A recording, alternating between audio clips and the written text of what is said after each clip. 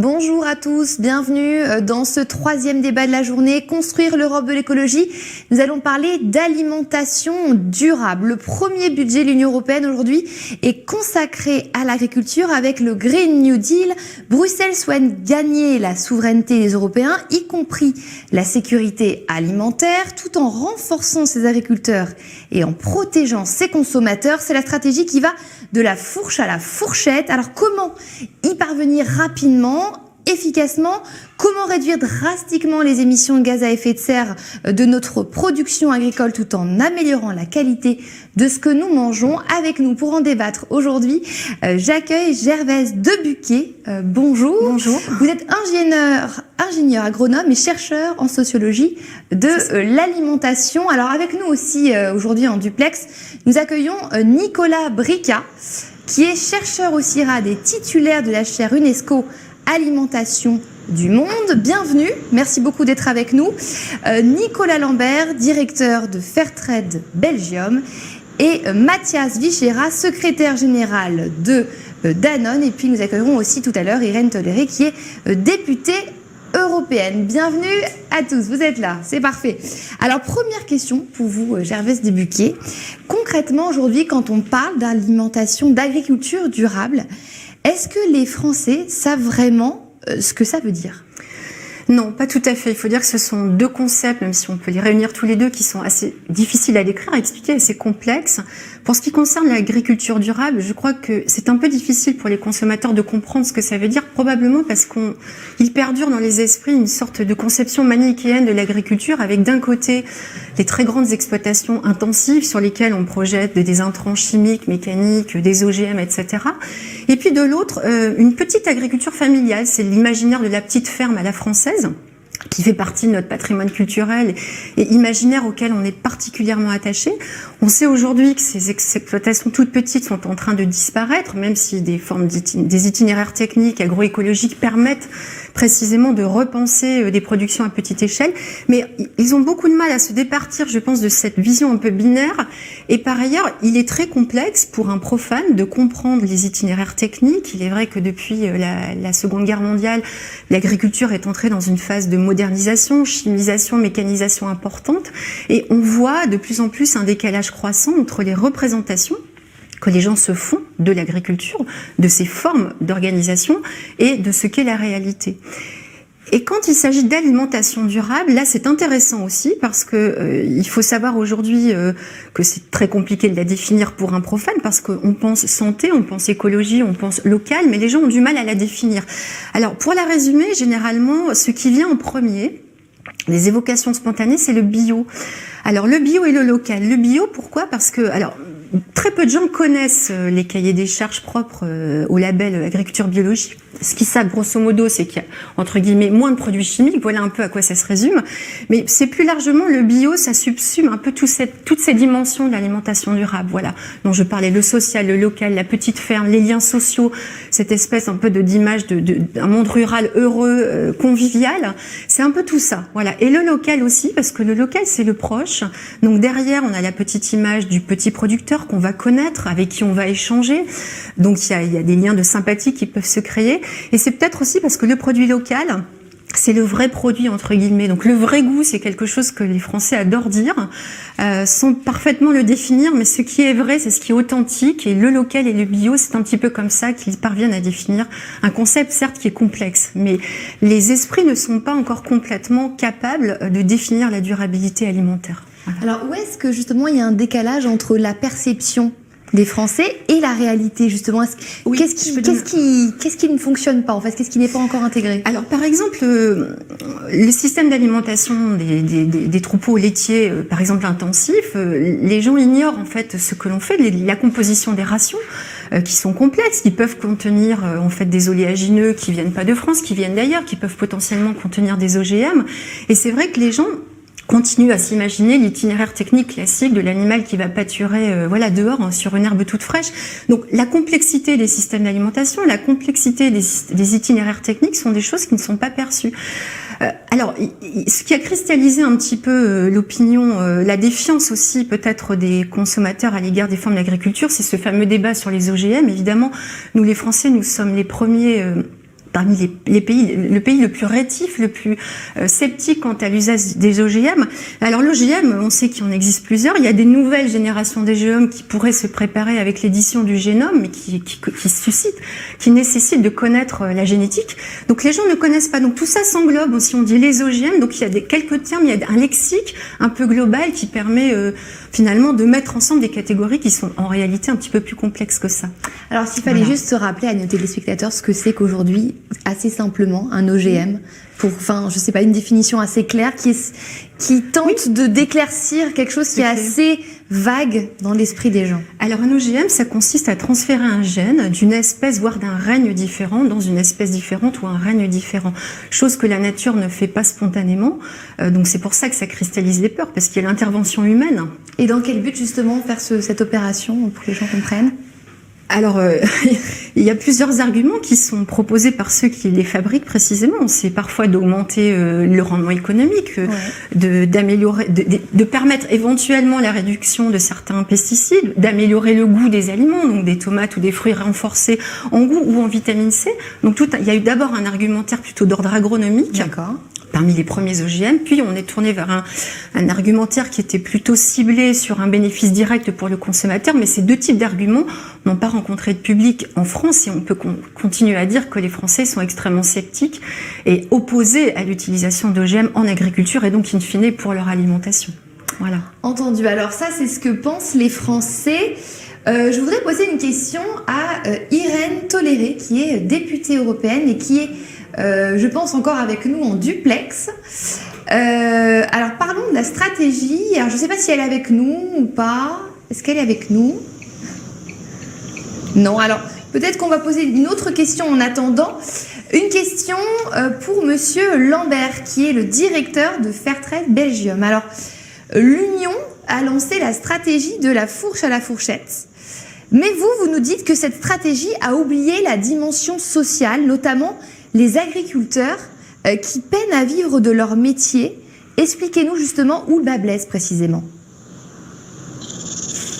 Et alors peut-être d'abord pour préciser, en fait Fairtrade, c'est l'équivalent en Belgique de Max Havelaar en France, que vous connaissez tous très bien. Donc juste pour un peu vous situer. Alors je dirais pas que c'est peut-être un peu abusif de dire qu'on a oublié l'aspect social, mais c'est vrai que cette note finalement, cette stratégie, elle est quand même très axée sur les aspects écologiques, ce qui est très bien, ce qui est tout à fait nécessaire. Mais nous, évidemment, en tout cas au sein du mouvement du commerce équitable, on tient aussi à rappeler qu'il peut pas y avoir de transition écologique s'il n'y a pas en même temps une transition sociale. Alors, pour deux raisons principalement. Tout d'abord parce que l'aspect social et notamment l'aspect du revenu des producteurs, que ce soit les producteurs européens ou les producteurs hors Europe, nous évidemment on regarde particulièrement vers l'Afrique, l'Amérique du Sud, l'Asie, mais c'est un concept qui est général. D'abord parce que ce revenu vital c'est un droit humain. Et ça, il faut pas l'oublier. Chaque producteur a le droit de vivre correctement de sa production agricole. Mais ensuite, si on regarde l'aspect systémique des choses, si on veut un réel changement des pratiques agricoles pour que ces pratiques deviennent plus durables, plus écologiques, on va avoir besoin évidemment des agriculteurs comme acteurs de cette transition. Or, si ces agriculteurs sont dans une situation qui est une situation de survie, évidemment, ça va être compliqué de les mobiliser pour du changement, pour de l'investissement, pour des nouvelles pratiques. Je parlais récemment à un planteur de cacao de Côte d'Ivoire qui me disait ventre affamé n'a pas d'oreille.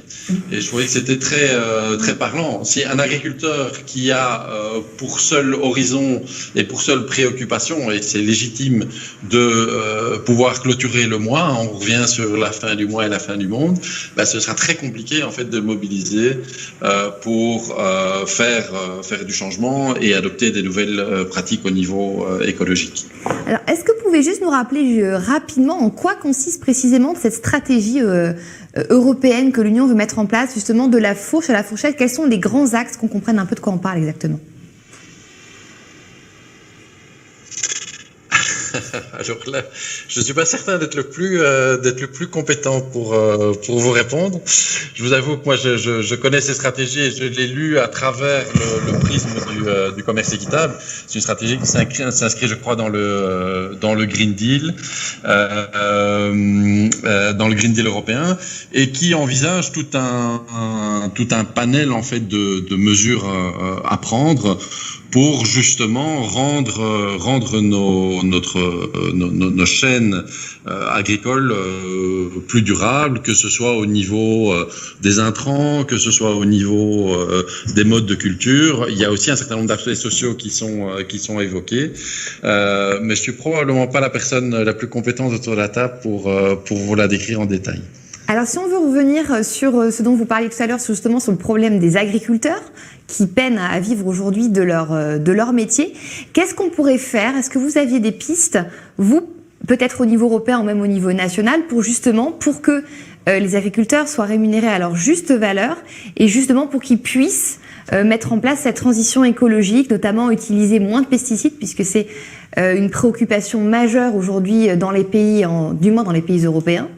Qu'est-ce qu'on pourrait faire? Est-ce que les citoyens sont prêts à payer plus cher pour que les agriculteurs vivent mieux de leur métier et justement mettre en place cette transition? Alors, il y a quelques petits soucis de connexion au niveau du son, donc je pense avoir compris votre question. Mais je pense qu'à ce niveau-là, le commerce équitable est un laboratoire assez extraordinaire, puisque c'est un laboratoire qui existe depuis de nombreuses années, qui s'est d'abord focalisé sur les pays du Sud, mais qui maintenant, et particulièrement en France d'ailleurs, se développe très fort dans les pays du Nord, et qui permet justement de redéfinir les règles du jeu.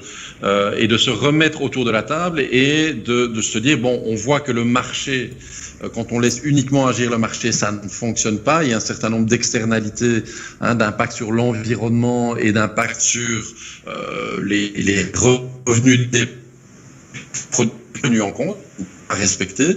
Et donc, le commerce équitable, ce qu'il fait, c'est qu'il redéfinit des règles entre toutes les parties. Il met toutes les parties autour de la table, que ce soit les acheteurs, les consommateurs, les producteurs, et il permet de redéfinir les règles du jeu pour que, effectivement, tout le monde puisse y trouver son compte. Et ça, je pense que ça peut être une source d'inspiration extrêmement importante.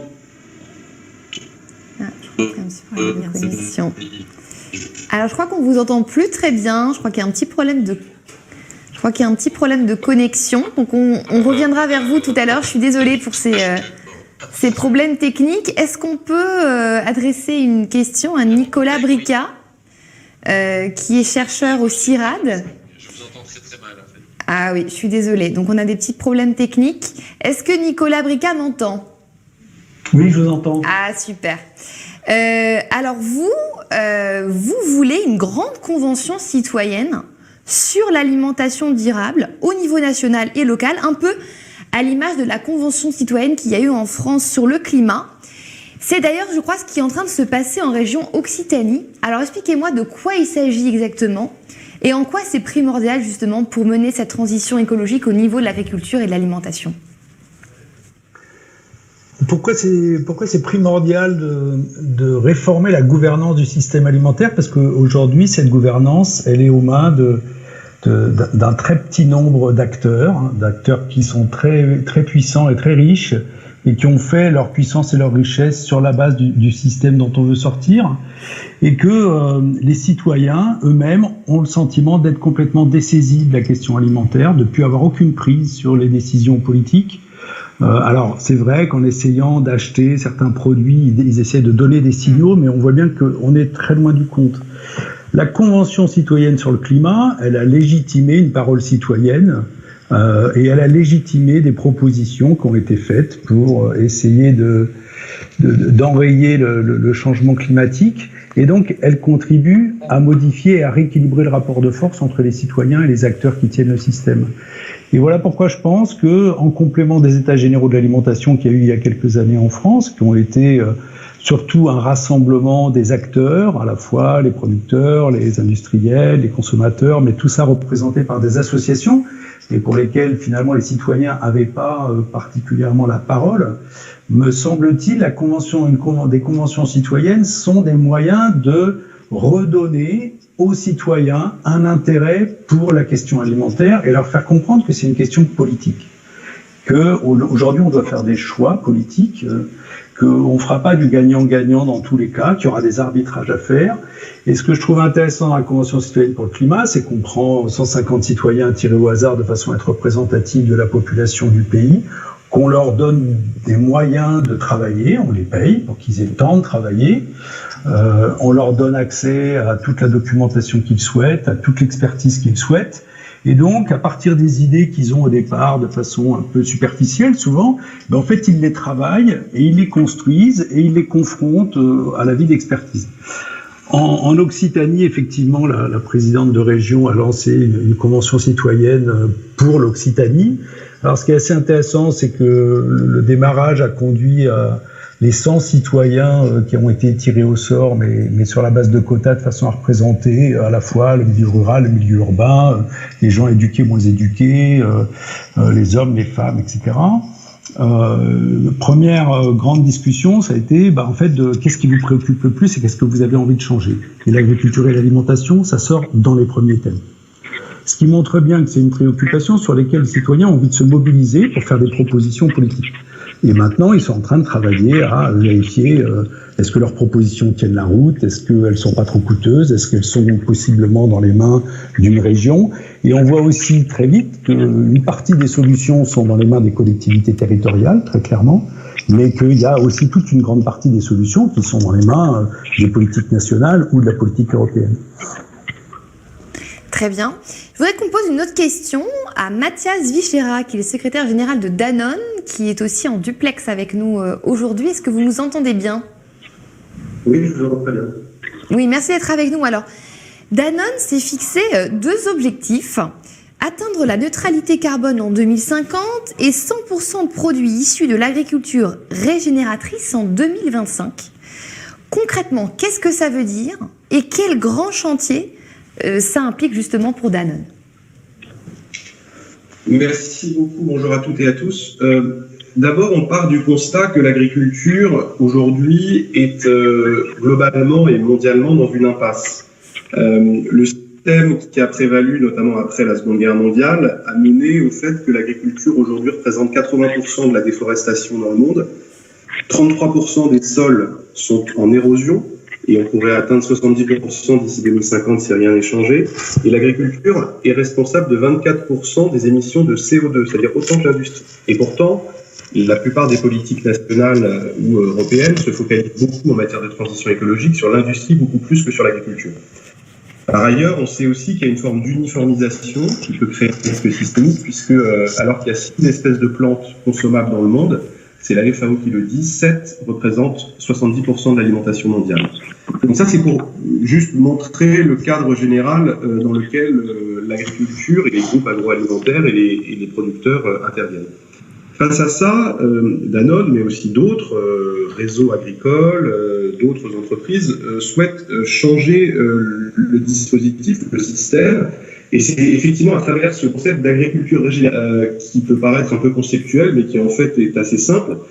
C'est un concept qui consiste à dire que d'abord, l'agriculture doit permettre la régénération des sols. Aujourd'hui, à travers les intrants chimiques, à travers les semences, à travers tout cela, on sait bien que le dispositif est en fait dans une situation d'impasse puisque les sols sont en érosion, la monoculture fait que les sols sont en érosion progressive et donc il faut changer les choses. Et l'agriculture régénératrice consiste justement à cela, à faire en sorte de prendre soin des sols à travers tout un système de transition écologique et faire en sorte que les agriculteurs puissent régénérer les sols et que le sol capte le carbone.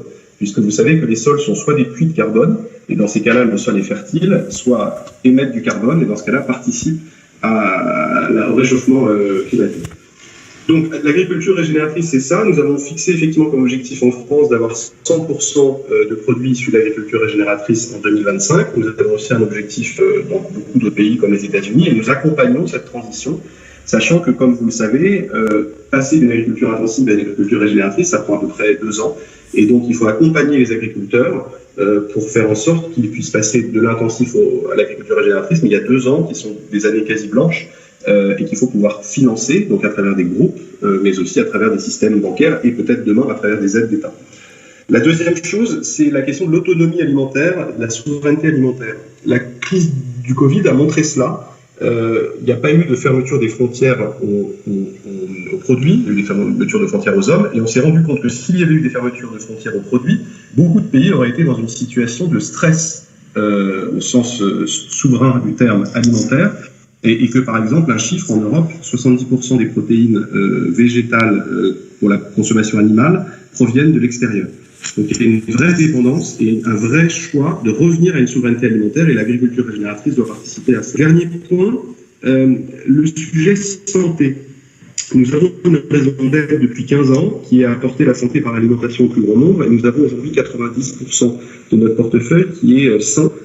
Et d'ailleurs, l'outil Nutri-Score permet de considérer que 90% de nos produits sont A et B. Ça, c'est important parce que, en réalité, à un moment, la responsabilité des groupes agroalimentaires, c'est aussi, et c'est peut-être surtout, à un moment d'apporter des produits sains. À travers une transparence, à travers un renouvellement des pratiques. Et donc, nous soutenons, par exemple, au niveau européen, l'obligation pour une Nutri-Score qui, aujourd'hui, est à un niveau volontaire. Et nous sommes d'ailleurs, avec d'autres associations de consommateurs et d'autres entreprises, en faveur d'une obligation du Nutri-Score sur tous les produits alimentaires en Europe. J'arrête en disant que, en réalité, même une entreprise comme Danone ne peut rien si elle le fait dans un cadre national et dans un cadre unique. La réalité, c'est que nous pensons qu'il faut des collectifs d'entreprises, des coalitions d'entreprises. Nous avons monté l'année dernière à l'ONU une coalition qui s'appelle One Planet Business for Biodiversity pour lutter contre la perte de biodiversité et notamment permettre des pratiques de séquestration de carbone dans le sol avec 20 autres entreprises, y compris des concurrents internationaux. Ça, c'est le premier point, donc le dépassement par les coalitions. Et le deuxième point du dépassement, c'est évidemment l'échelle européenne. Je rejoins ce qui a été dit, la stratégie biodiversité 2030 et Farm to Fork 2030, ce sont des très bonnes nouvelles. Simplement, ce n'est pas encore connecté à la PAC. Et donc, pour qu'il y ait un vrai dépassement, il faut attaquer le cœur du système agricole et donc aller vers ce que nous appelons dans un call to action, vers une politique alimentaire commune, c'est-à-dire dépasser le cadre purement agricole et avoir au niveau de l'Europe une politique alimentaire et non pas seulement agricole. Juste pour bien comprendre ce que vous disiez tout à l'heure sur le passage à une agriculture régénératrice, ça veut dire que Danone est prêt à accompagner les agriculteurs pendant 2 ans pour passer à ce type d'agriculture? Ça veut dire un accompagnement financier? On le fait déjà, en fait. On l'a fait aux États-Unis et en France. Nous, ce que l'on souhaiterait, c'est ce que l'on travaille dans le cadre de One Planet Business for Biodiversity, parce qu'on ne peut pas le faire seul, c'est qu'il y ait des mécanismes financiers avec des assurances, des grands groupes d'assurances et des grandes banques qui considèrent que le point d'arrivée, l'agriculture régénératrice, est bien plus productiviste et en tout cas bien plus durable que l'agriculture intensive. Donc même d'un point de vue économique, ça vaut le coup d'avoir cette transition. Simplement, le sujet, c'est qui finance les 2 ans, qui soutient l'agriculteur dans cette démarche, parce que l'agriculture seule ne peut pas se permettre d'avoir 2 ans d'absence de revenus et d'investissement pour passer d'un modèle à un autre. Donc évidemment, c'est l'action que l'on mène avec nos agriculteurs. On l'a fait avec 2000 agriculteurs en France qui travaillent avec Danone, mais il faut que ce soit engagé de manière beaucoup plus large avec les banques et les assurances, mais aussi avec les pouvoirs publics qui peuvent donner des subventions incitatives. Et c'est bien un des éléments que l'on demande dans le cadre de la réforme de la PAC, qu'il y ait davantage d'incitation à la vertu et non pas une reconduction de pratiques comme la PAC a pu le faire pendant des décennies. Alors justement, si on veut parler réglementation européenne, on va poser des questions à Irène Toléré qui, je crois, nous a rejoint par téléphone. Est-ce que vous êtes avec nous? Bonjour. Oui, alors juste, oui, on est ravis de pouvoir enfin vous entendre. Est-ce que pour recadrer le débat un petit peu justement, on parlait à l'instant de réglementation européenne, de la politique agricole commune. Est-ce que vous, en tant que député, est-ce que vous pouvez nous expliquer un petit peu cette stratégie-là, de la fourche à la fourchette dont je parlais tout à l'heure, nous expliquer assez simplement en quoi ça consiste et en quoi ça va, oui ou non, révolutionner, qu'est-ce que ça va apporter à l'agriculture au niveau européen et surtout aux agriculteurs. Est-ce que vous pouvez nous expliquer concrètement en quoi ça consiste et quel est l'objectif? Alors, la Commission a communiqué sur une stratégie de la ferme à la fourchette, qui est un texte globalement plein de bonnes intentions, mais qui aujourd'hui n'est pas encore un texte législatif, et comme ça a été dit, n'est pas encore lié à la PAC d'une façon ou d'une autre. Il y a des questions qui se posent, mais aujourd'hui, par exemple, dans la stratégie de la ferme à la fourchette, pour offrir aux citoyens européens et à toutes les personnes ressortissantes européens ou étant sur le sol européen une alimentation de qualité, par exemple, la Commission fixe une réduction, un objectif de réduction des pesticides à hauteur de 50%. Ça veut dire qu'il va y avoir une directive qui s'appelle la directive d'utilisation durable des pesticides qui va être modifiée, dans lequel ces objectifs vont être mis. Également, il y a des notions autour de bien-être animal et de façon plus générale, la stratégie de la ferme à la fourchette vise à améliorer la souveraineté alimentaire européenne, pour faire simple. Donc les grands principes sont mis, mais on n'a pas encore les textes législatifs dans les mains. Donc c'est quand même pas rien comme différence. Donc par exemple, si je reviens sur l'utilisation, la baisse des pesticides, c'était déjà prévu de réviser cette directive d'utilisation durable des pesticides. Donc maintenant on rajoute 50% de pesticides en moins. Cependant, il me semble, et comme ça a déjà été dit, qu'il faut avoir une approche plus globale. C'est-à-dire que les agriculteurs, pour qu'ils baissent leurs pesticides, il faut que la recherche amène des solutions plus durables. Parce que avec le changement climatique, on a des nouvelles maladies qui se développent, des nouveaux insectes, y compris des maladies humaines, mais y compris des maladies en agriculture. Donc on a besoin d'avoir de la recherche. On a besoin d'avoir de l'investissement pour que les résultats de cette recherche passent le plus vite possible en phase industrielle ou commerciale pour que les agriculteurs puissent les utiliser. Et on a besoin que l'impact de ces nouvelles façons de travailler pour les agriculteurs les accompagne dans un meilleur revenu ou en aucun cas ne dégrade leur revenu, qui n'est pas forcément le sujet le plus important. Ça pose beaucoup de sujets extrêmement concrets qui vont beaucoup plus loin que la politique agricole commune. Par exemple, on veut réduire les pesticides. Il y a déjà quelque chose qui existe, c'est les notions de biocontrôle ou les auxiliaires de culture. Ça va tout de suite basculer sur l'aménagement du territoire. Parce que si on a des agriculteurs qui installent des petits nichoirs à chouettes, parce que les chouettes mangent les insectes qui permettent d'éviter que la maladie d'autres insectes se développe, alors on a besoin que ces zones avec des nichoirs, personne n'y fasse du quad ou ne dérange ces investissements dans des haies qui sont faites. Donc ça veut dire qu'à un moment donné, il est très important qu'au niveau des schémas de cohérence territoriaux, on respecte et on protège les zones agricoles et donc on mette pas des maisons à côté. Voilà. Donc ça va beaucoup plus loin que juste le pesticide, c'est l'agriculteur. Soit dit en passant, il n'y a pas que les agriculteurs qui utilisent les pesticides. Il y a aussi, par exemple, les trains et également les particuliers. Alors, juste une petite question. C'est important que il y a le bien-être animal, tous ces sujets-là. Voilà. On parle depuis tout à l'heure des agriculteurs. On est, je pense, un peu tous d'accord pour dire qu'il faut apporter une aide massive aux agriculteurs pour faire cette transition écologique. Est-ce que aujourd'hui, il y a concrètement, là, dans ce que prévoit l'Union européenne, est-ce qu'il y a une aide financière, une enveloppe qui est prévue pour accompagner les agriculteurs dans cette transition, ou c'est pas encore à l'ordre du jour concrètement? Alors, aujourd'hui, donc là où il y a des sous tout de suite maintenant, donc il y a la politique agricole commune. Donc cette politique agricole commune, schématiquement, on va la voter normalement en octobre. Donc vous allez vous me dire en octobre, c'est demain, donc on devrait être très précis. On n'est pas encore, mais en fait il y a une réforme de la politique agricole commune où on va rémunérer les agriculteurs pour des pratiques environnementales. Donc à quelle hauteur, je peux pas vous le dire aujourd'hui, c'est pas voté, mais on va dire que c'est entre 30 et 40% des aides de la PAC qui seront par rapport à des pratiques environnementales objectivées. C'est-à-dire D'accord. que avant, dans la politique agricole commune, il y avait déjà ce qu'on appelait le verdissement, mais c'était un verdissement théorique. Dans la nouvelle politique agricole commune, les aides directes du premier pilier, donc il y a un pourcentage, peut-être 30%, entre 30 et 40%, qui sera lié à des écoschémas, c'est-à-dire l'engagement des agriculteurs dans des pratiques sur lesquelles ils ne touchent les aides que s'ils atteignent les objectifs. Donc Entendu. c'est un changement très très important. Alors on en saura sans doute du coup plus en octobre quand on adoptera cette réforme de la PAC.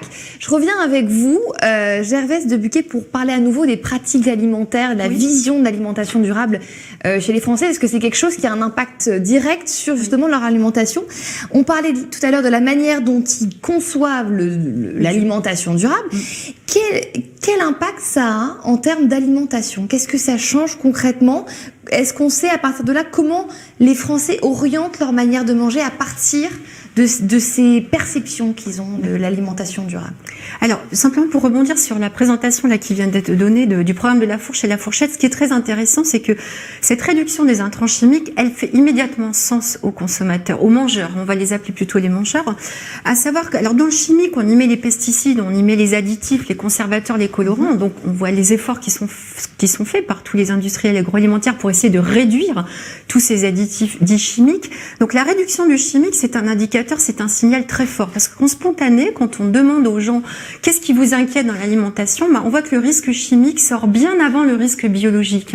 Voilà, les listérioses, les salmonelloses qu'on peut attraper, c'est le chimique parce que c'est un risque qui peut être différé dans le temps et un petit peu grave. Donc ça, c'est un indicateur. Donc sur la lecture des packaging, par exemple, ou si certains se penchent sur des cahiers des charges un peu plus précis, on va tracer ce genre de choses. Par contre, pour décider, délibérer, on voit apparaître une multiplication de signes informatifs, donc des labels, des chartes, des scorings, des rankings, etc. Dans la réalité, je pense que c'est un peu illusoire de demander aux mangeurs de décider consciemment avec une délibération active qui prend du temps, de screener tout ce qui est marqué sur un packaging et de faire ses choix. Il faut de l'information, c'est nécessaire pour qui cherche à en avoir et à approfondir, mais ça suffit pas. Parce que souvent, quand on est là devant un choix pléthorique, quand on n'arrive pas, et c'est une équation, on vient de parler de nutritionnellement correct, de local, de respect de l'économie locale, de la biodiversité, du bien-être, c'est une équation à X inconnue qu'un mangeur ne peut pas sciemment résoudre tout seul. Donc ça ne suffit pas à mon sens, c'est pas simplement par l'exposition à des signes informatiques, même si c'est nécessaire, il faut aussi espérer que globalement, collectivement, les habitudes changent. Il est beaucoup moins coûteux psychologiquement pour un mangeur de changer ses habitudes lorsque le cercle social dans lequel il s'inscrit, on appartient à plusieurs cercles sociaux, évidemment, aux professionnels, familiaux, amicaux, c'est plus simple et moins coûteux de changer ses habitudes, exemple de manger moins de viande ou de manger plus de légumineuses qui sont fortement conseillées pour permettre cette transition alimentaire quand les autres ont fait ce changement. Tout seul, c'est compliqué. Donc, c'est pas forcément au moment du choix, c'est aussi à mon avis, donc d'abord résoudre peut-être le problème de l'environnement alimentaire, l'offre alimentaire telle qu'elle est, elle est possible et accessible, et en même temps peut-être de gérer collectivement cette transition qui est forcément progressive parce que il faut pas oublier de dire non plus, c'est que même si on voit des inflexions aujourd'hui assez significatives, on voit qu'on a quasiment, plus d'une personne sur deux qui a diminué sa consommation de viande, qui en mange de temps en temps mais pas tous les jours alors qu'on appelle les flexitariens.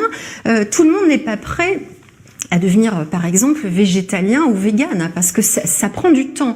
Donc, on a une prise de conscience. On observe quand même une accélération de cette conscience écologique chez les jeunes. Donc, on peut avoir aussi un clivage générationnel, un clivage social aussi, parce que ce sont peut-être, les statistiques le montrent, plutôt les classes sociales supérieures qui sont conscientes et engagées dans des changements alimentaires un peu plus profonds.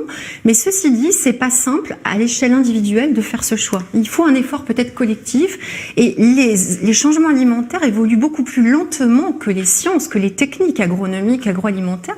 Ça fait partie de notre culture alimentaire, c'est quelque chose qui est quelque part un peu immuable. Il y a des changements à faire, mais on ne peut pas brutalement décréter de changer ou imposer à quelqu'un par un discours un peu normatif ou avec des injonctions qui se multiplient à changer son alimentation. Alors, tout à l'heure, avant qu'on parle de la viande, tout à l'heure vous me disiez souvent quand on dit alimentation durable, les Français pensent bio. Oui. Est-ce que ça veut dire que la demande de bio et la consommation de bio en France explose. Oui, elle explose, on l'a constaté, effectivement. On sait de combien à peu près ou pas Alors, est-ce qu'on a un ordre d'idée, parce que c'est peut-être difficile à évaluer, mais j'imagine quand même qu'elle est Alors, par segment, précisément, je peux pas vous donner un chiffre comme ça. Je sais que l'un des objectifs, c'est qu'au niveau de la production agricole, on obtienne 25% des surfaces en bio. Je crois que c'est un des piliers de ce programme de la fourchette. Mais pour ça, en termes de consommation durable, alors quand je disais le bio, attention, parfois les gens ne décryptent pas ce label. Le bio, ça peut être dans l'esprit des gens l'achat en vente directe ou l'achat dans les AMAP. Ah oui, donc ils vont confondre le local avec le bio, parce que le local n'est pas forcément bio. Non, c'est ce que je vous disais. Le bio au sens large subsume toutes ces dimensions. D'accord. Et d'ailleurs, quand on interroge précisément des consommateurs sur que contient la chair bio, très peu sont capables de nous dire précisément à quoi ça correspond. Très peu savent, j'imagine, par exemple, que pour passer en bio, il faut 3 ans, qu'il y a un temps de conversion, des mètres carrés à respecter pour l'élevage des animaux, etc. Ils ne savent pas forcément ce que ça implique, en fait. Pas dans le détail, mais du coup, c'est pour ça que je disais le local, parfois, ou les AMAP, ou ce qu'on va chercher en circuit court. Ça connote en fait dans les esprits avec tout ce qui est le bio. Le bio, pour faire court, l'alimentation durable ou l'agriculture durable dans l'imaginaire des Français, c'est une agriculture sobre en intrants chimiques, mécaniques. Voilà, en gros c'est ça. Et renouer en fait avec le concept de nature il faut faire attention parce qu'il est utilisé très fréquemment, il est parfois dévoyé dans son sens initial. Mais voilà, alors les gens parlent de naturel sans parfaitement non plus le définir de manière très fine, mais ils tendent en fait à utiliser ces catégories pour définir ce qui est durable en termes d'alimentation. Alors avant de retrouver nos invités en duplex, je voudrais juste qu'on parle un petit peu de la viande, le problème de la consommation, enfin le problème. Oui.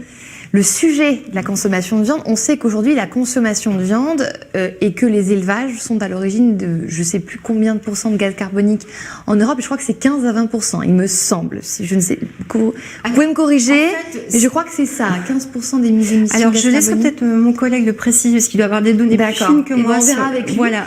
Mais pour en venir aux habitudes de consommation, est-ce que les Français aujourd'hui, dans quelle mesure ils sont prêts à renoncer en partie ou totalement à la viande? Alors, effectivement, on sait que la viande blanche et viande rouge contribuent assez fortement au bilan carbone et on sait qu'on devra de toute façon réduire la consommation de viande. C'est très important. Ceci dit, il y a des flexitariens. On a une partie des gens qui se sont en fait quelque part orientés vers un régime plus végétalien. Mais c'est pas simple, tout simplement parce que la viande est un élément structurant de notre culture alimentaire, de nos habitudes alimentaires. La viande reste parfois le symbole pour beaucoup d'entre nous, du repas commensal, de la fête, de l'événement particulier, du goût aussi, du plaisir alimentaire. Donc renoncer à la viande, c'est pas simple, ça demande un effort également. Je pense aussi, beaucoup de gens ont commencé à switcher d'une certaine manière, ont abandonné la viande rouge pour passer dans la viande blanche, mais on sait aussi que les élevages intensifs de volailles contribuent aussi très fortement au bilan carbone. Et dans les pays émergents, c'est précisément l'augmentation du niveau de vie et la croissance en fait de la production de viande, y compris volailles et autres, qui contribuent à cette inflation de l'émission du CO2. Ce que je veux dire néanmoins, c'est que ce qui s'est passé ces dernières années, c'est de par nos habitudes du prêt à consommer rapidement, c'est une banalisation de ce rapport à la viande qu'on a trouvé dans des burgers, dans des aliments tout prêts, des plats préparés, et on a oublié que toute consommation de viande est un acte ritualisé qui implique déjà de se déculpabiliser, parce que derrière on sait qu'il y a forcément la mort d'un animal. Donc nous avons de toute façon une sorte de culpabilité à manger de la viande, mais il faudrait restaurer une forme de ritualisation, quitte à en manger un peu moins, mais de meilleure qualité, par des élevages qui justement, j'ai envie de dire, s'engagent dans des schémas plus vertueux de production carnée. Et peut-être que ça permettrait aussi de ne pas non plus générer une culpabilité excessive chez ceux qui continuent par plaisir et pour des raisons sociales et culturelles à consommer ce type de viande. Voilà, donc nous sommes très ambigus. Informer sans culpabiliser. Quelque part, c'est ça, voilà.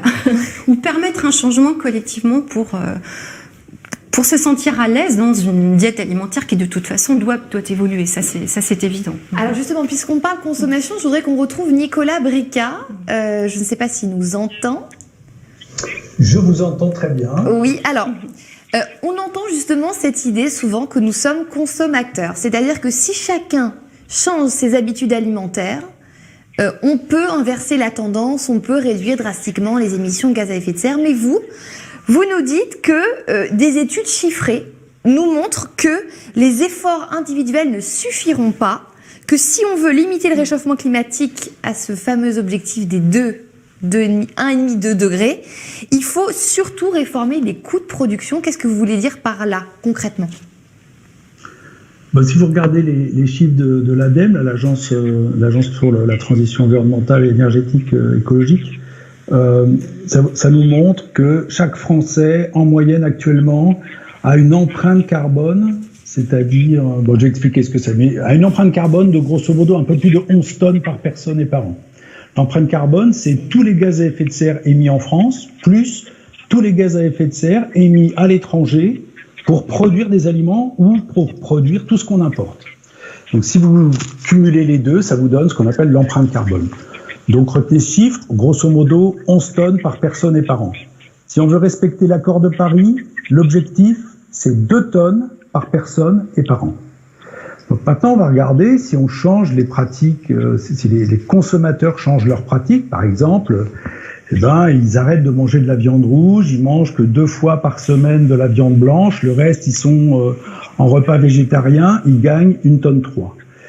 Ils revendent leur voiture, ils pourront avoir uniquement une voiture de location pour augmenter très fortement le remplissage des voitures, ils vont gagner 1 tonne, 1 tonne si vraiment la voiture est très très remplie. Donc là, il reste encore 9 zéro tonnes. déchet, ils gagnent 1 demi-tonne.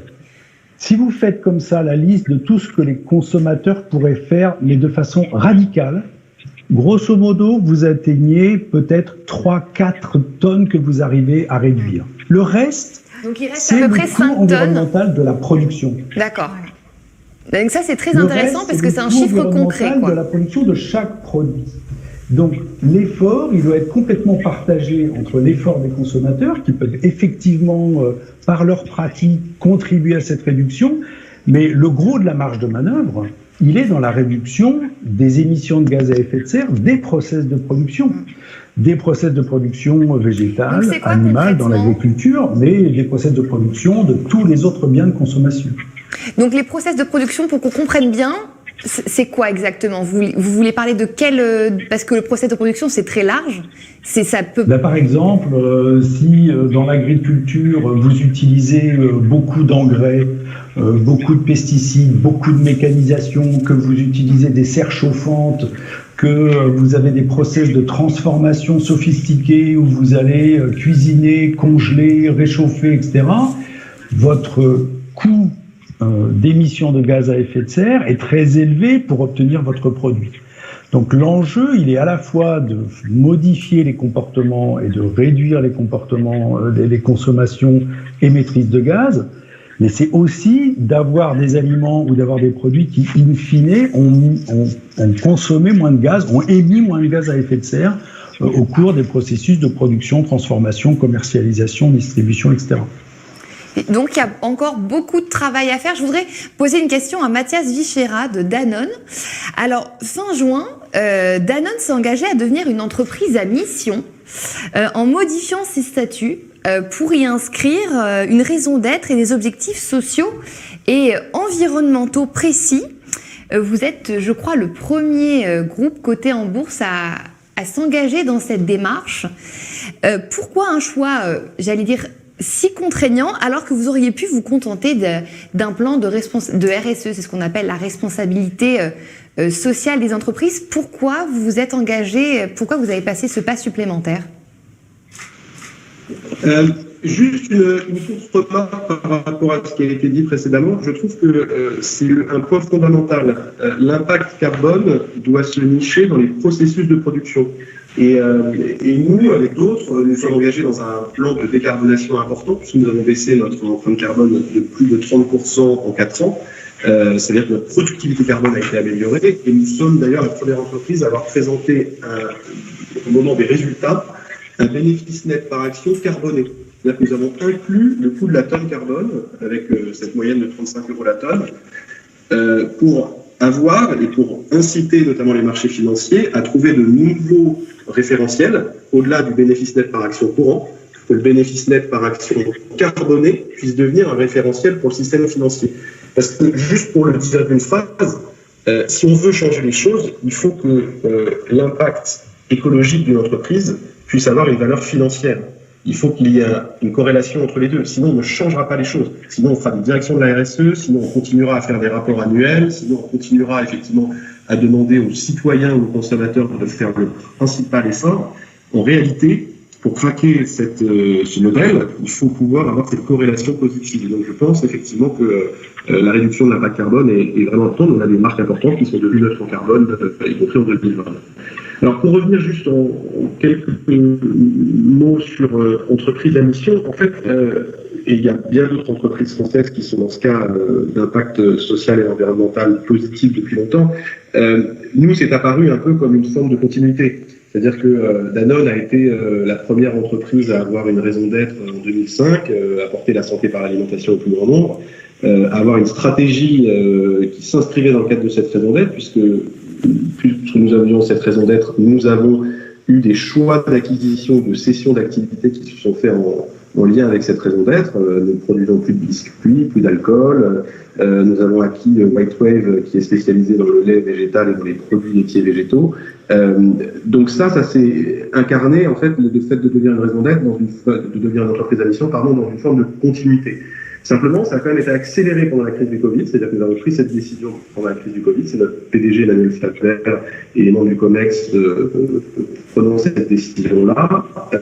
Ça a été accéléré parce qu'on a senti, et il y a des sondages, le baromètre Edelman et d'autres qui l'ont montré, que les consommateurs sont de plus en plus, en fait, les aiguillons de cette transformation. Aujourd'hui, vous avez 90% des consommateurs qui attendent que leur grande marque agissent pour l'environnement. Et vous avez autant de citoyens qui attendent côté gouvernement que côté entreprise aujourd'hui pour prendre en compte l'impact écologique et y compris la lutte contre les inégalités. Donc il y a quelque chose qui est en train de se passer et nous avons voulu accompagner ce mouvement de la société en devenant la première entreprise du CAC 40 à devenir société à mission. Et pour terminer, pourquoi ne pas se contenter d'une raison d'être? Parce que d'abord la raison d'être nous l'avions déjà et que l'intérêt de devenir société à mission, c'est de vous graver d'une certaine manière dans le marbre et vous rendez opposable votre raison d'être, c'est-à-dire votre action sociale et environnementale, vis-à-vis des actionnaires, vis-à-vis des salariés, vis-à-vis des syndicats, vis-à-vis de toutes les parties prenantes.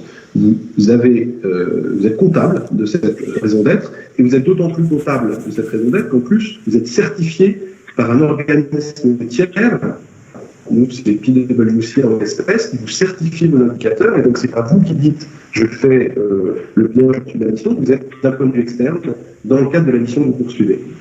Et par ailleurs, et dernier point, quand vous êtes société à mission, vous devenez aussi une entreprise avec des parties prenantes, puisque vous avez un comité de mission qui participe de la définition de la mission et de la stratégie de l'entreprise avec des experts indépendants. Et donc c'est aussi une forme de renouvellement de la gouvernance. Donc voilà pourquoi, et pour toutes ces raisons, entre continuité et renouvellement de la gouvernance, Danone a fait le choix d'aller au-delà de la raison d'être et de devenir une société à mission. Autre question à Nicolas Lambert. Alors, on voit qu'il y a toute une partie de l'alimentation qui est consommée aujourd'hui dans l'Union européenne qui ne vient pas de l'Union européenne, mais qui vient d'autres zones, qui est importée, notamment le cacao, le café, les bananes.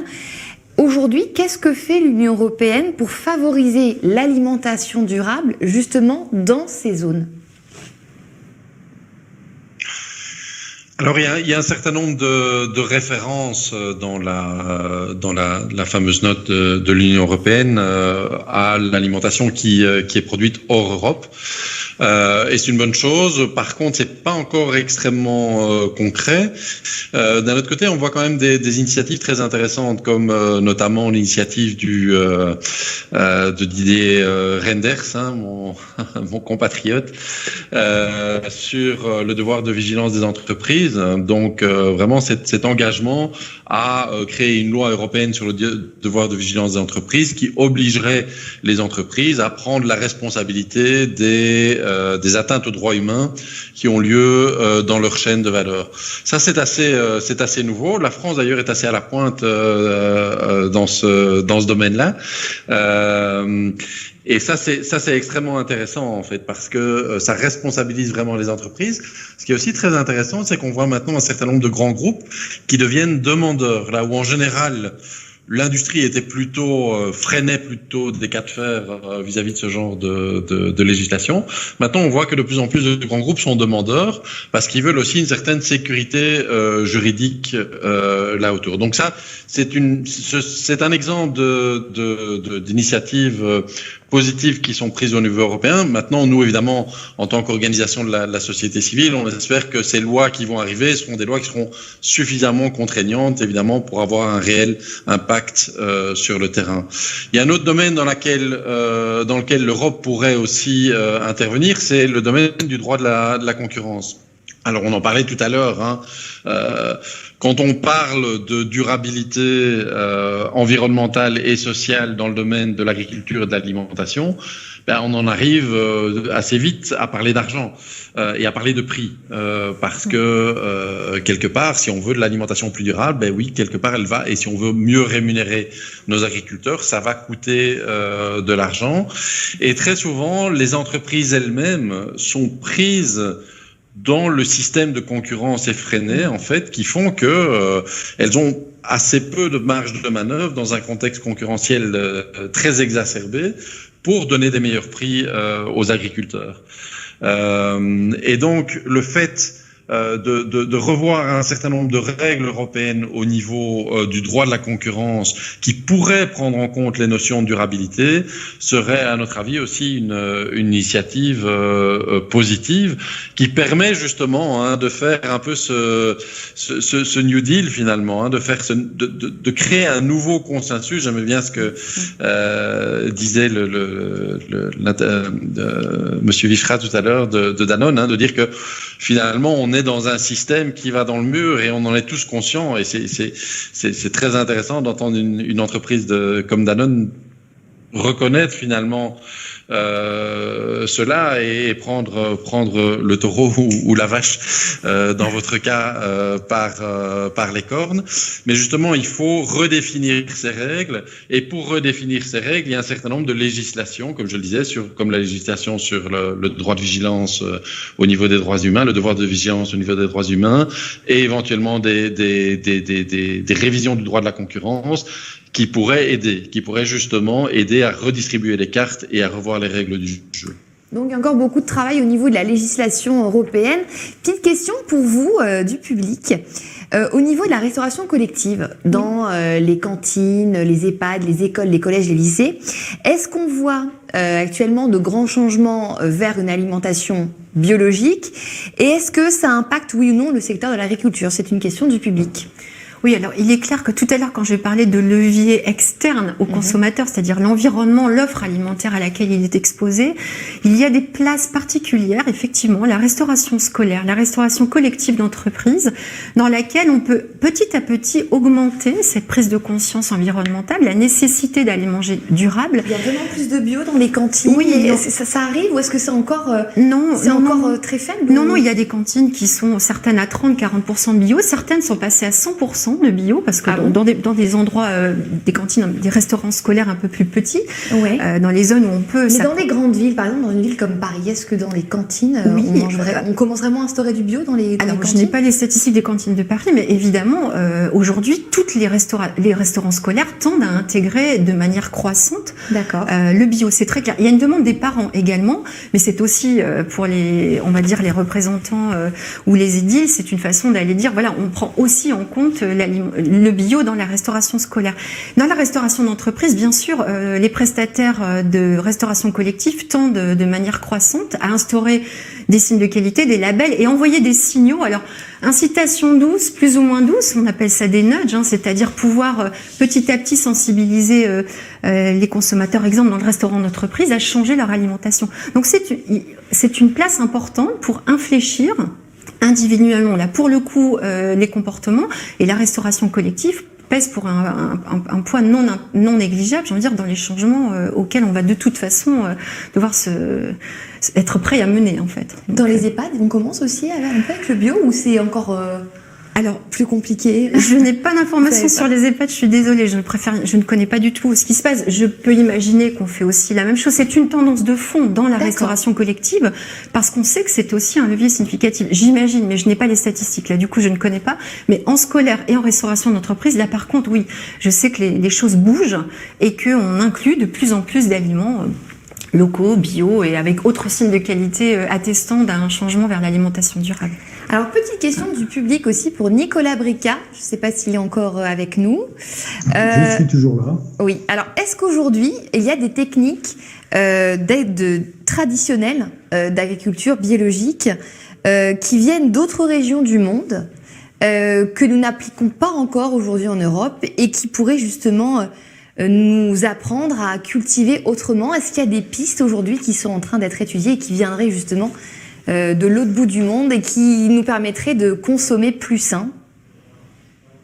C'est vraiment très exactement ce que fait le CIRAD aujourd'hui, c'est d'étudier dans différents pays du monde, en Afrique, en Asie, en Amérique latine, les pratiques des agriculteurs et en particulier les pratiques qui ont permis à la fois d'augmenter la production mais sans utiliser trop d'intrants chimiques. Il y a énormément d'endroits dans le monde où la population elle est nourrie par une agriculture qui n'est pas industrialisée, c'est-à-dire qui n'utilise pas justement l'industrie chimique comme support pour nourrir et soigner les plantes. Même si cette industrialisation elle est en train de tendre à s'étendre. Mais ce que fait le CIRAD justement, c'est de travailler avec des agriculteurs et avec des entreprises locales pour explorer des voies qui permettent à la fois d'être résilient face au changement climatique, c'est-à-dire de s'adapter à un environnement qui va devenir de plus en plus turbulent. Faut avoir en tête que la zone intertropicale, c'est celle qui va souffrir le plus d'un changement climatique qu'elle a absolument pas provoqué. Le changement climatique, il est provoqué par les pays industrialisés, mais les conséquences, elles sont d'abord dans les pays du Sud. Et c'est là que le CIRAD intervient justement pour améliorer la productivité, pour arriver à nourrir tout le monde, pour réduire les émissions de gaz, pour se passer de pesticides. Et on s'appuie beaucoup sur les savoirs paysans. C'est-à-dire que c'est aussi une autre façon de faire de la recherche. C'est pas les laboratoires qui trouvent des solutions universelles et qui les envoient à tout le monde. C'est dans chaque situation, dans chaque écosystème, c'est travailler avec les acteurs, partir de leurs connaissances, de leurs ressources et de leurs savoirs, les caractériser et les améliorer avec eux. C'est un travail absolument considérable. Est-ce que vous avez des exemples à nous donner ? Excusez-moi ? Est-ce que vous avez des exemples, par exemple, de moyens de cultiver la terre, de produire, qu'on ne connaît pas encore, qui sont méconnus du grand public en Europe et qui sont aujourd'hui des pistes envisagées par la CIRAD ?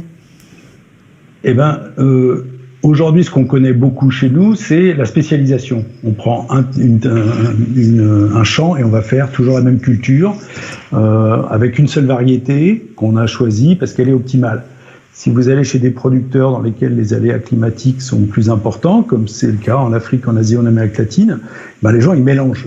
Ils mélangent des céréales avec des racines et des tubercules, des légumineuses, ils mettent des arbres, ils cultivent sous la forêt. Donc ils ont des savoirs qu'ils ont développés qui sont capables de gérer une intrication de tas de plantes. Alors c'est vrai que quand vous avez l'habitude de voir des champs de monoculture comme on les connaît en France, c'est un peu surprenant. Il y a beaucoup d'agronomes au début qui venaient en disant mais c'est un grand désordre cette affaire, vous avez tout mélangé. Puis en fait on s'aperçoit que le fait de mélanger les variétés, ça réduit considérablement les attaques de maladies. Ça veut dire aussi que les légumineuses, les haricots, ce genre de plantes, elles captent l'azote de l'air, elles enrichissent les sols et ça vous évite d'avoir de l'engrais chimique azoté à mettre à la place. Donc voilà des exemples aussi de combinaison bien sûr entre production végétale et production animale. Les animaux sont pas là uniquement pour produire de la viande ou du lait. Ou de la laine, ils sont aussi là pour fertiliser les sols. Donc voilà, il y a surtout l'idée, c'est que il n'y a pas de solution unique comme certaines grandes entreprises essaient de le faire croire, c'est-à-dire on va trouver la semence miracle, on va trouver le produit phytosanitaire miracle. En fait, il faut retravailler à l'échelle de chaque territoire qui a des spécificités agroécologiques et il faut travailler avec les acteurs et accompagner la façon dont ils peuvent mettre en valeur leurs ressources.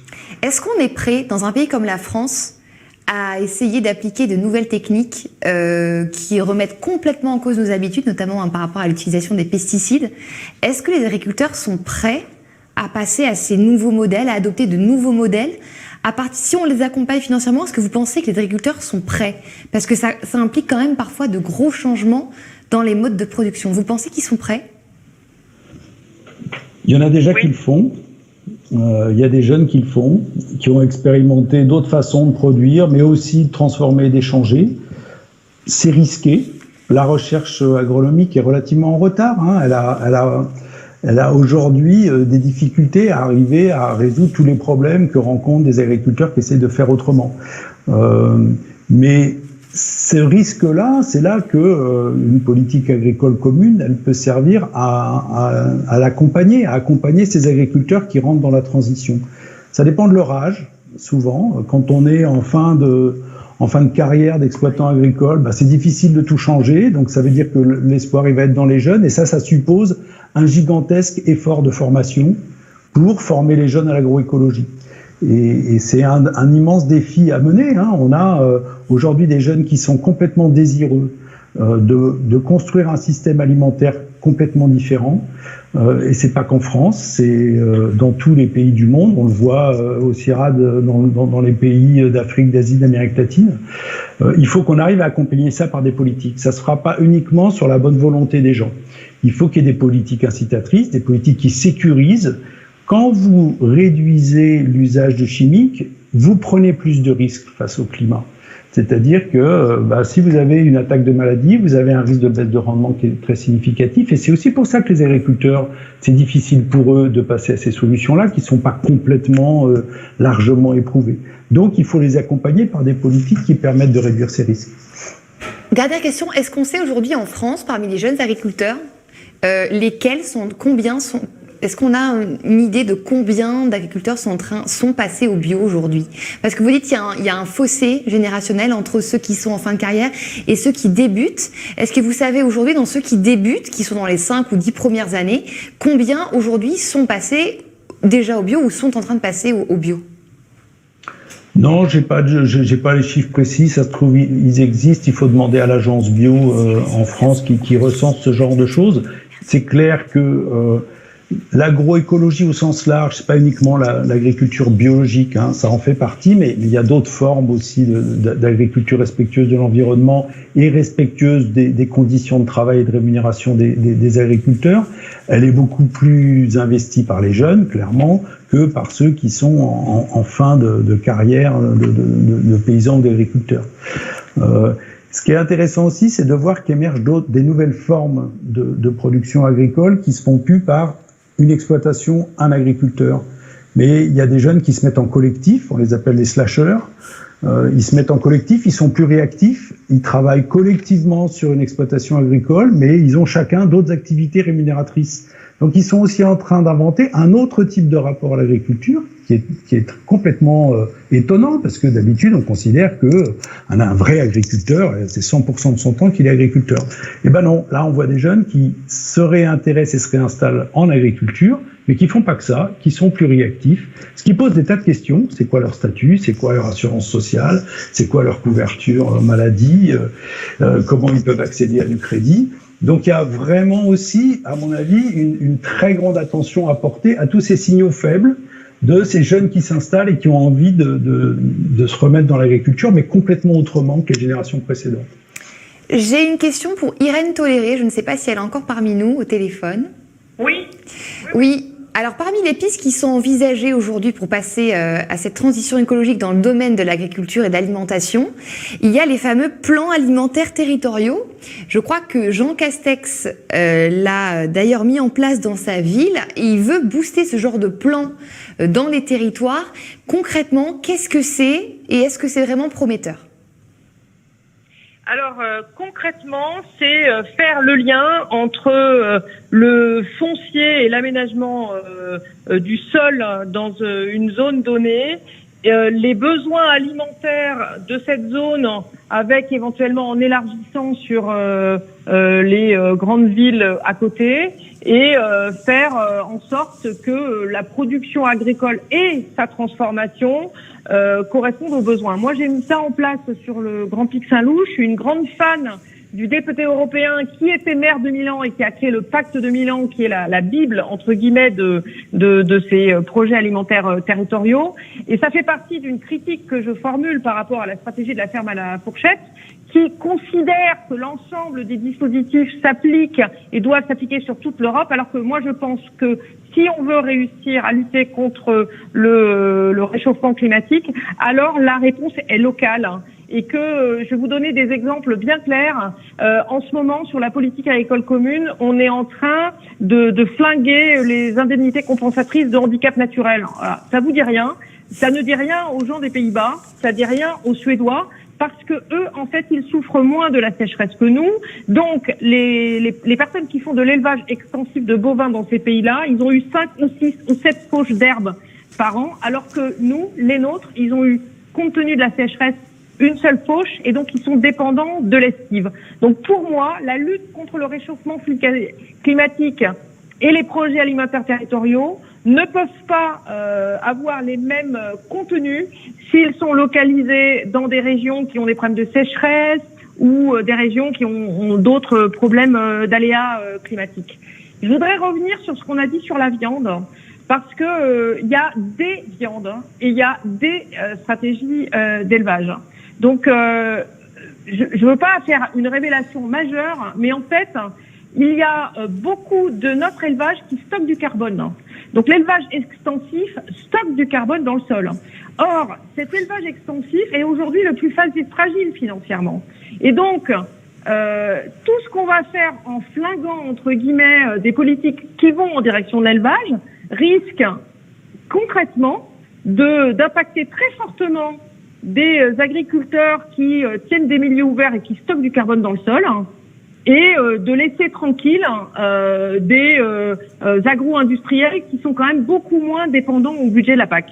Donc c'est vrai qu'il faut qu'on se parle, qu'on ait un dialogue, et surtout qu'on voit la partie locale, mais qu'après on défende au niveau européen. Par exemple, on a de la déforestation importée, ça touche également la viande. Eh bien, aujourd'hui, moi, je m'occupe justement de ce rapport-là. Donc, on est en train d'essayer de définir les règles du jeu des gestions des forêts européennes, de façon à ce que dans tous les accords de libre-échange, on impose que les produits agricoles importés viennent de forêts qui soient gérées de cette façon-là. C'est des pas qui sont très importants de prendre. Je sais que beaucoup de personnes, peut-être dans cette salle, voudraient qu'on renverse la table, mais renverser la table, c'est pas légal. Donc, du coup, on n'y arrive pas. Donc, il faut vraiment que on mette, et aussi qu'on fasse payer les pollueurs en carbone avec un mécanisme d'inclusion carbone aux frontières de l'Union européenne. La planète est en danger, il faut qu'on bouge, il faut tous qu'on bouge, mais il faut bien qu'on se rende compte que ça part du local jusqu'au niveau européen, jusqu'au niveau mondial, et que le consommateur, il a la clé avec le prix qu'il met dans son alimentation. Je regardais le prix 30 € le kilo pour des aiguillettes de substituts végétaux, 30 € le kilo, mais il n'y a plus de problème du tout au niveau de l'élevage bovin de grande qualité en France. Donc je crois qu'il faut qu'on discute et discutons en local, et les projets alimentaires territoriaux sont aussi un moyen de mettre tous les acteurs autour d'une table, les collectivités, les agriculteurs, les associations. Exemple typique, on veut de plus en plus que des agriculteurs aient des gestes manuels. C'est ballot, on n'a pas de main-d'œuvre. Et on a de moins en moins de main-d'œuvre. Donc, comment est-ce que ce problème-là, est-ce qu'on peut en discuter, et est-ce qu'on peut trouver des solutions locales, ou bien des solutions technologiques, puisqu'il existe aussi l'agriculture de précision. Ça fait peut-être pas rêver, mais ça diminue les intrants et les gaz à effet de serre de manière spectaculaire. Donc, pour moi, le discours et le dialogue local pour une alimentation locale, en prenant en compte un écosystème local, elle est plus efficace. Merci beaucoup pour votre intervention. Je voudrais poser une dernière question à Nicolas Brica. Pendant la crise, je ne sais pas si vous êtes toujours parmi nous. Oui. Pendant la crise Vous m'entendez ? Oui, très bien. Oui. Pendant la crise du coronavirus, on a beaucoup parlé de relocaliser la production alimentaire. On a beaucoup parlé de ça. Or, vous avez étudié les données chiffrées et vous en tirez une conclusion. Vous nous dites que certaines régions n'ont pas assez de surface agricole pour être autonomes au niveau alimentaire en France. Relocaliser l'alimentation est une illusion. Alors, qu'est-ce qu'on fait ? Non, c'est pas forcément que c'est une illusion, mais c'est-à-dire, imaginez que chaque département français peut, avec la surface agricole qu'il a et la population qu'il a, rurale et urbaine, que chaque département a la capacité de se mettre à cultiver tout ce qu'il consomme et donc d'être autonome de ce point de vue-là. Oui, c'est effectivement une illusion. C'est-à-dire que la moitié de la population française vit aujourd'hui dans des départements qui ont des surfaces agricoles suffisantes pour les nourrir. Et on rediversifie bien évidemment la production sur ces terres. Et ça veut dire que l'autre moitié, elle est sur des départements qui sont incapables de la nourrir. Il n'y a pas de surface agricole suffisante. C'est tout le bassin parisien, c'est tout l'arc méditerranéen, c'est le Lyonnais, c'est l'Est autour de Strasbourg. Alors, ça ne veut pas dire qu'on ne peut pas relocaliser. Il faut relocaliser autant que faire se peut et à condition que ça soit favorable à l'environnement. C'est pas parce que c'est local que c'est forcément mieux d'un point de vue environnemental. Vous avez des productions périurbaines qui peuvent être des véritables désastres du point de vue environnemental, bourrées de pesticides, avec des serres chauffantes et avec des émissions de gaz absolument énormes. Donc le local en lui-même, il ne nous garantit pas l'environnement, il ne nous garantit pas une meilleure rémunération des producteurs ou une moindre exploitation de la main-d'œuvre étrangère qui vient travailler dans les exploitations. Mais effectivement, c'est aussi un moyen pour les consommateurs de reprendre la main sur le système, de se reconnecter à la question agricole. Dans les pays du Sud, qu'on étudie au CIRAD, la situation elle est un peu différente. Quand on parle de local, c'est souvent à l'échelle du pays qu'on parle. Et effectivement, on a quelques pays qui sont très dépendants des importations alimentaires sur le marché international et qui cherchent à se protéger pour pouvoir encourager leur agriculture à fournir suffisamment de nourriture pour nourrir leur propre population et d'être comme ça moins dépendants des marchés internationaux, surtout quand ces marchés tendent à fluctuer fortement comme on l'a connu depuis une dizaine d'années. Eh bien écoutez, ça sera le mot de la fin. Je vous remercie beaucoup de nous avoir suivis pendant 7h30. Je vous retrouverai quant à moi mardi prochain pour un autre rendez-vous des développements durables. Merci à tous d'avoir participé.